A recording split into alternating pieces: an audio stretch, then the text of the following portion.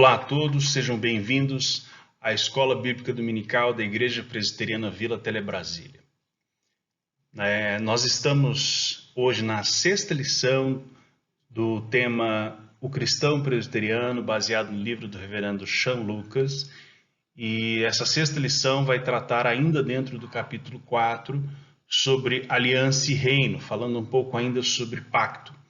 Na última semana, com o seminarista Guilherme, nós tivemos uma aula que expôs a teologia pactual, os princípios fundamentais do pacto de Deus, do pacto da graça, e hoje nós vamos não recapitular, mas trazer novamente o ensino, as informações necessárias para a compreensão de que isso impacta na nossa convicção a respeito do reino de Deus.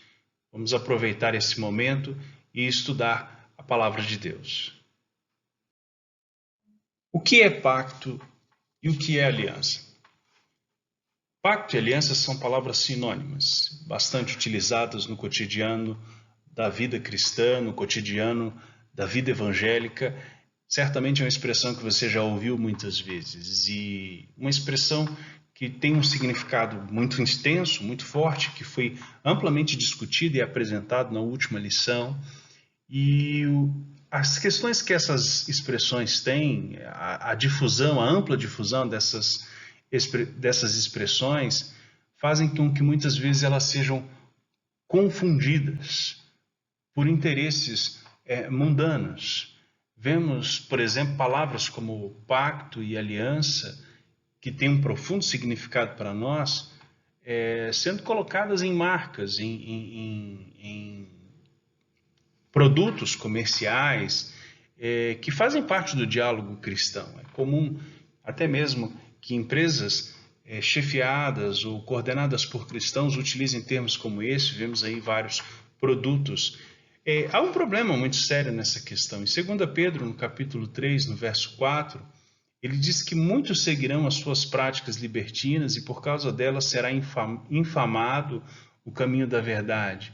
Também, movidos por avareza, farão comércio de vós, com palavras fictícias. Para eles o juízo lavrado ao longo do tempo não tarda e sua destruição não dorme. É importante tomarmos cuidado para que nossos valores e nossas expressões não sejam simplesmente tomadas como comércio. Isso seria perverter o real significado do que é pacto para nós. E o que é pacto nesse caso?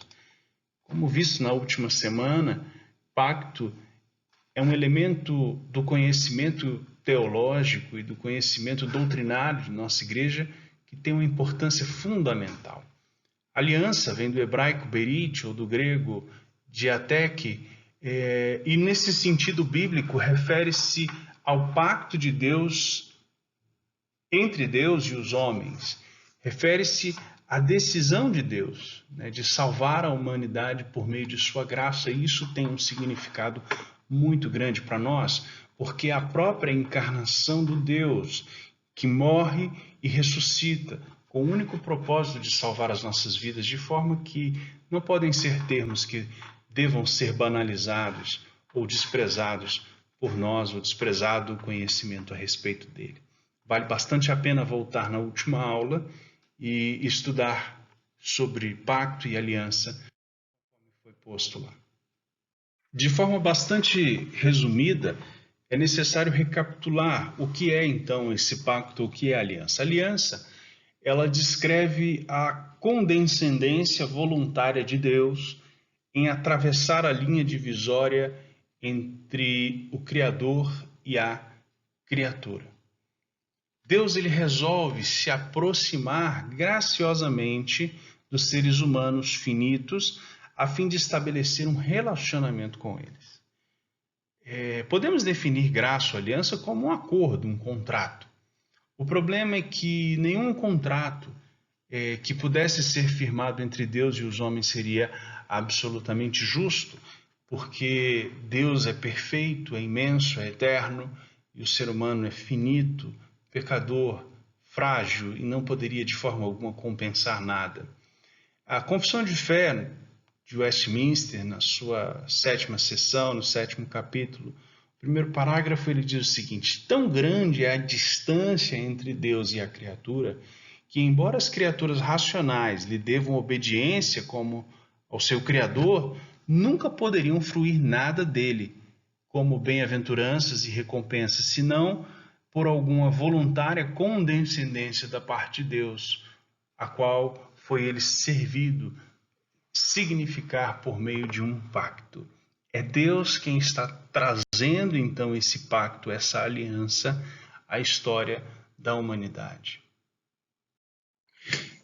Pacto e aliança são a mesma coisa. É como se você estivesse firmando aquilo que podemos chamar nas nossas relações humanas de um acordo mútuo, de um contrato entre as partes onde são definidas as suas responsabilidades, os seus direitos, as suas obrigações e bem como os critérios sobre os quais devem ser cumpridas as partes e quais os resultados deve se esperar daquilo. Há também como resultado, uma premiação meritória, como em um contrato. A pessoa que recebe, né, o produto desse contrato espera receber um produto adequado conforme as especificações que estão ali definidas. Então, se eu faço um contrato para adquirir um determinado bem, eu espero que aquele bem chegue aos meus cuidados de forma perfeita. E essa é a premiação daquele que fez a parte enquanto cliente. E pela outra parte, aquele que produz o bem vai receber a sua premiação também meritória, como resultado financeiro, né, da venda que ele produziu, daquilo que ele fez. Todos esses valores, acordos, contratos ou premiações fazem parte daquilo que nós podemos compreender nas relações humanas como pacto ou aliança. Mas quando nós estamos falando a respeito de Deus, nós temos que compreender que o pacto que Deus está afirmando conosco, ele tem uma direção única. É Deus quem está afirmando e Ele o está fazendo pela sua soberania. Soberania foi o tema de nossa primeira aula, quando nós abordamos os princípios fundamentais da soberania de Deus que fazem ele ser rei sobre as nossas vidas, definir os termos, as condições, os requisitos, e ele sabe das nossas deficiências, de nossas fraquezas, e ele resolve então ter misericórdia, e ao resolver ter a misericórdia, é ele quem está aplicando esse pacto. John Murray comenta que um pacto divino é uma administração soberana de graça e de promessa. É Deus quem decidiu soberanamente administrar sobre as nossas vidas a sua graça e a sua promessa, assim como sua misericórdia, assim como o cumprimento da promessa, bem como o alcançar para nós os resultados que ele espera desta aliança. O que vimos na última semana, quando estudamos o ponto de vista teológico, da teologia pactual, o que vimos na última semana foi o conhecimento a respeito de como esse contrato se desenrola, de como se organiza essa relação entre nós e Deus, como que ele propõe esse pacto, essa aliança. Mas esse pacto, essa aliança, ela tem um objetivo único. O objetivo dela nós podemos chamar, a nossa convicção nos leva a chamar isso de história da redenção.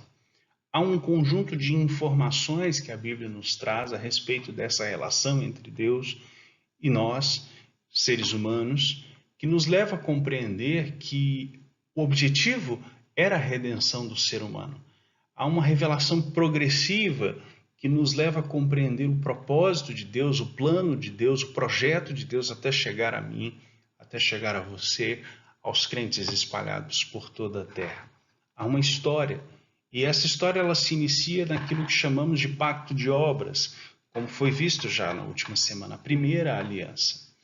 Chamamos isso também de primeira dispensação, dispensação que foi estabelecida pela ordenança divina, a ordenança de que o homem ele poderia cultivar o jardim, a ordenança de que ele poderia comer de todos os frutos das árvores do jardim, e foi a ele proibido comer do fruto da árvore do conhecimento do bem e do mal. E é exatamente aí que ele cai, é exatamente aí que ele erra. Há uma rejeição desse pacto por Adão, e a partir de então, toda a geração dos filhos de Adão, da qual nós somos parte, rejeita o pacto de Deus, o pacto estabelecido por Deus. E Deus, ele simplesmente resolve ter misericórdia e diz, e não desiste de sua criação, ao contrário, ele faz uma promessa lá em Gênesis, no capítulo 3:15, ele diz que o descendente da mulher iria pisar a cabeça da serpente e a serpente lhe feriria o calcanhar. Ali ele estabelece uma promessa de redenção. Gênesis 3:15 é aquilo que chamamos de proto-evangelho. É a partir dali que começa a história. Eu costumo dizer que Gênesis 1 e 2 e o início do capítulo 3 nos fala a respeito dessa pré-história, daquilo que aconteceu antes do pecado e o que levou ao pecado e o resultado do pecado. E Gênesis 3:15 é que começa essa história da redenção. Nós temos a convicção de que o evangelho começa ali. A proclamação da promessa divina, ela começa em Gênesis 3:15. A Bíblia inteira fala a respeito de Jesus, fala a respeito da redenção, fala a respeito da história de Deus com o homem. É exatamente isso que é realinhado por meio da lei. A lei nos dá o conhecimento do que é o pecado, como nos diz Paulo lá no livro de Romanos. A lei, ela nos mostra qual é a vontade de Deus, qual o propósito divino. No entanto, há um grande problema: o homem não é capaz de cumprir com essa lei. Era necessário ainda cumprir com as ordenanças, com as responsabilidades que a lei introduzia ao ser humano. Isso é para nós um grande problema, era um grande problema. Porém, temos que pensar que a teologia pactual nos mostra que não há dois pactos, há um único pacto de graça sob duas dispensações. O primeiro chamamos a primeira aliança, o primeiro testamento chamamos de pacto de obras e o segundo pacto de graça. Mas tudo é graça porque a lei nos foi dada como graça e misericórdia da parte de Deus para que por ela ou por meio dela pudesse nos restaurar.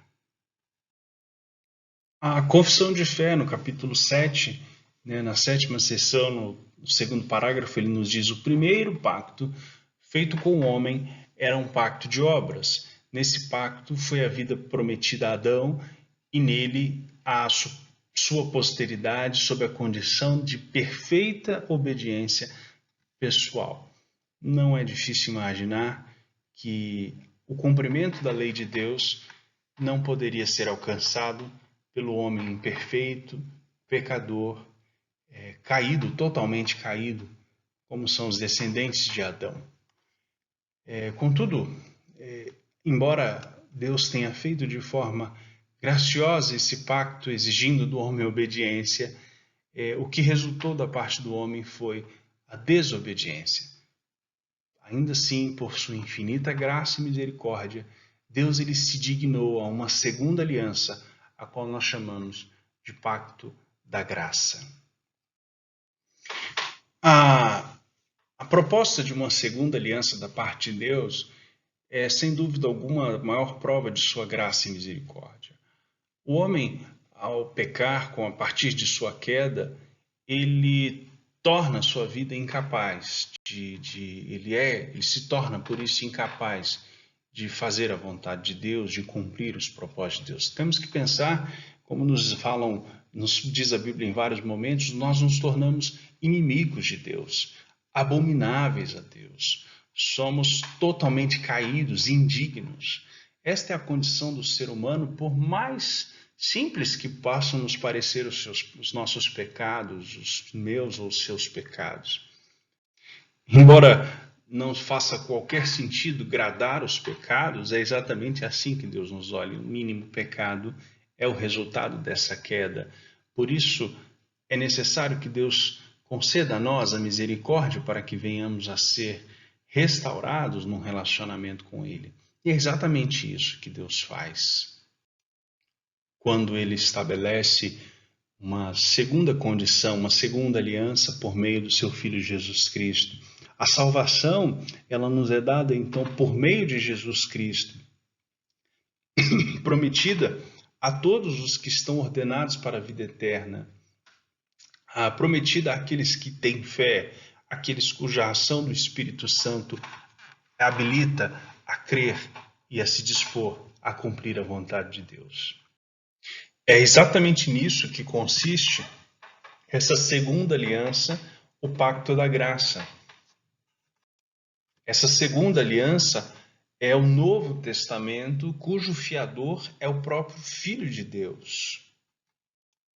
Por isso dividimos a Bíblia em Antigo Testamento e Novo Testamento. Testamento é aquilo que é atestado como propósito, como pacto, como aliança, como contrato. E o fiador desse contrato é o Filho de Deus, Jesus Cristo, por meio do seu sangue.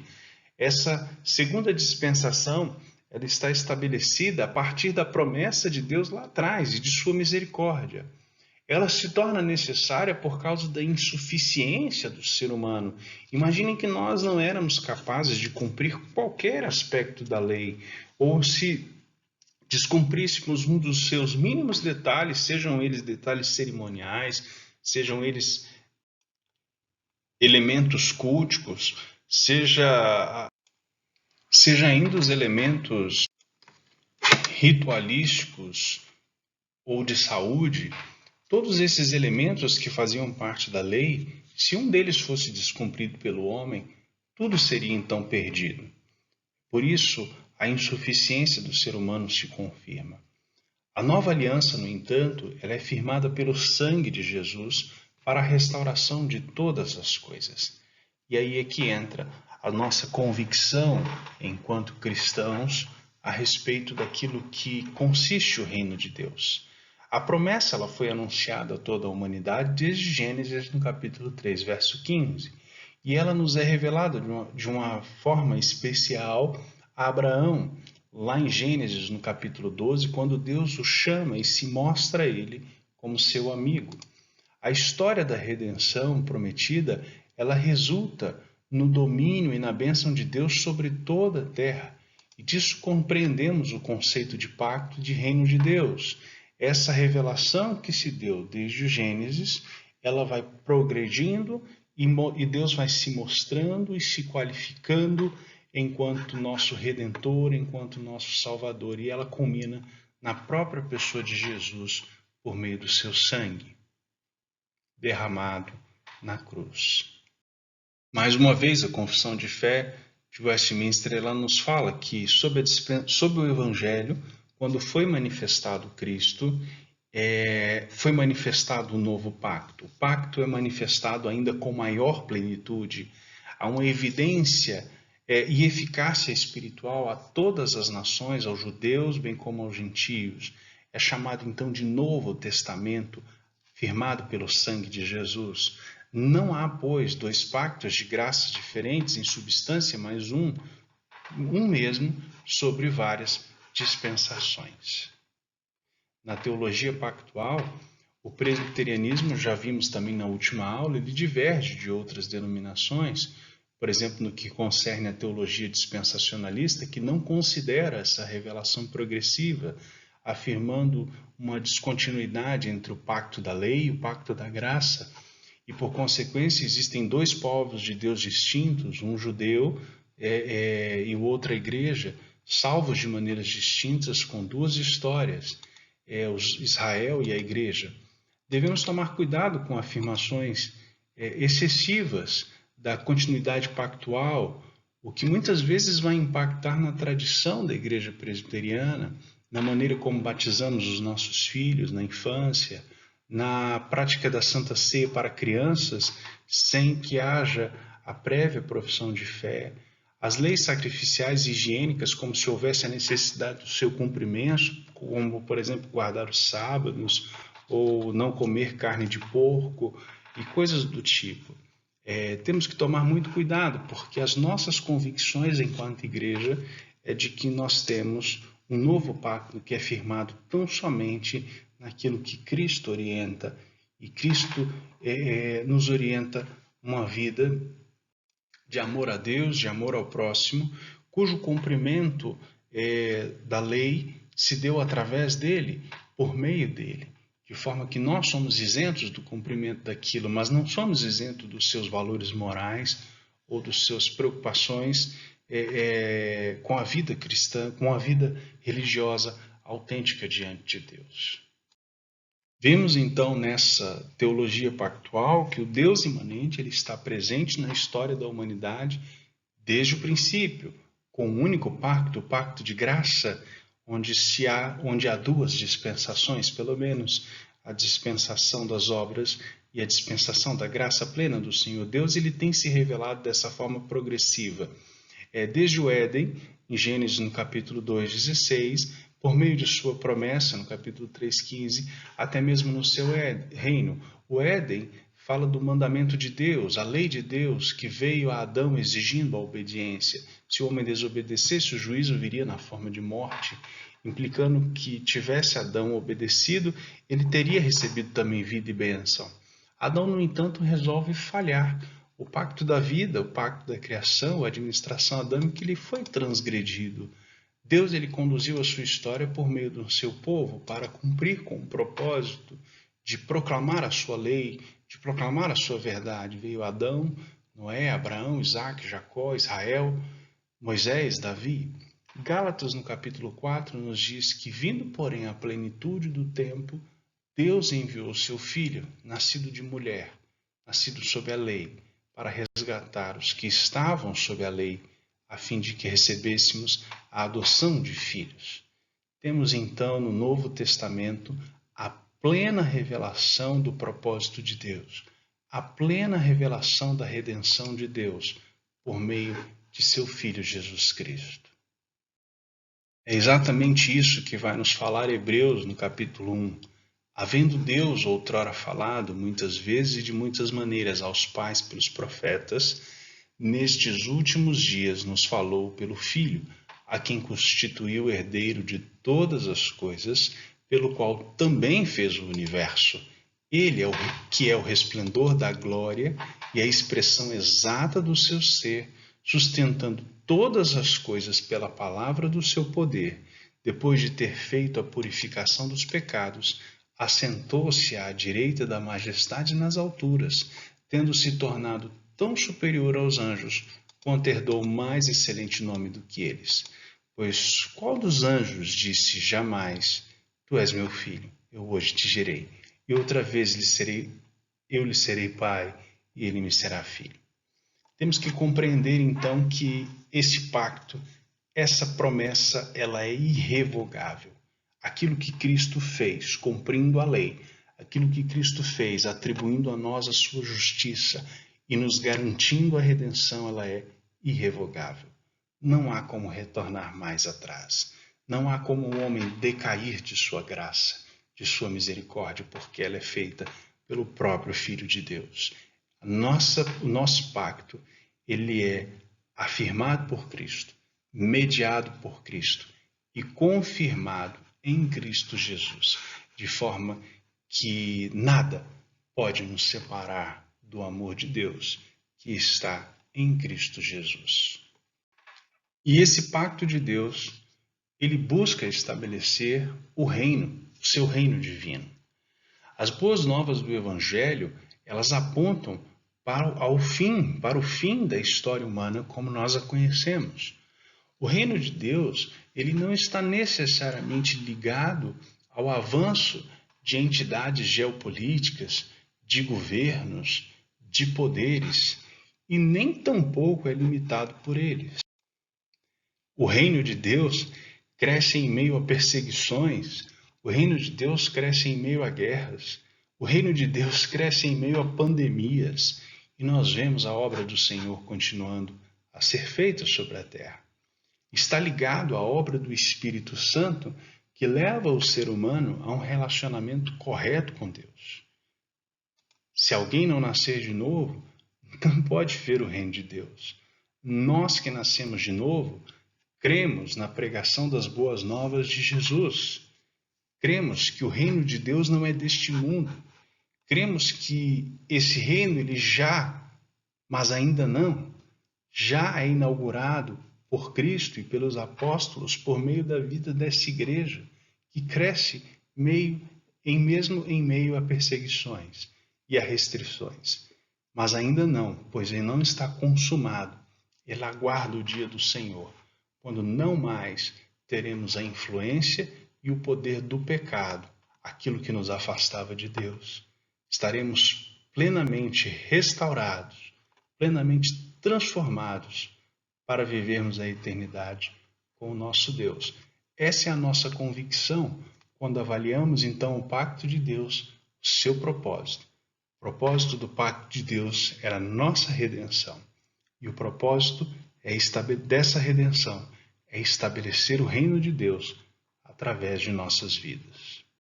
E é com esta convicção que devemos nos entregar, nos associar à vontade de Deus, nos submetermos ao seu plano e ao seu projeto. Deus, ele quer te usar. Ele já se revelou a você de uma forma plena por meio de Jesus Cristo. Ele já se revelou a você pela iluminação do Espírito Santo, que orienta a vontade de Deus no seu coração. Por meio de sua palavra, que pode ser lida e ouvida todos os dias, através da Bíblia, através das pregações. O que nós devemos fazer é nos envolvermos com esse projeto do reino de Deus. Jesus, ele nos orienta a orar da seguinte forma: venha o teu reino, seja feita a tua vontade, assim na terra como no céu.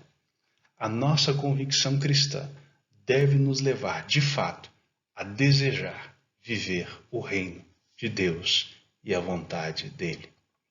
Que Deus abençoe sua vida, que Deus abençoe a sua família.